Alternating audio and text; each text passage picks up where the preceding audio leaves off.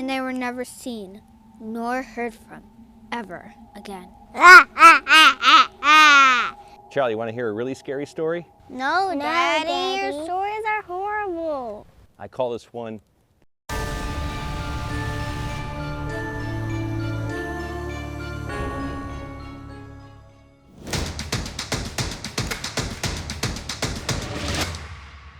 Well, hope you had a happy Halloween. Before we get into today's case, I gotta do the usual pandering. As you know, likes and subscribes are my best gauge in figuring out what cases to cover. So if you're feeling generous, much thanks. Today's opinion raises the statute of limitations from the dead. Now here, the ex-wife wants to enforce two provisions from her marital settlement agreement that was entered into over 20 years ago. Now, one of the provisions required the ex-husband to tender a specific lump sum of cash to the ex-wife. The other was for the marital home to be sold and for the ex-wife to get at least $60,000 of the proceeds, or half, whichever was higher. The trial judge said no on selling the house based on evidence it felt indicated the parties had previously come to their own arrangement, which has stopped the ex-wife from seeking relief.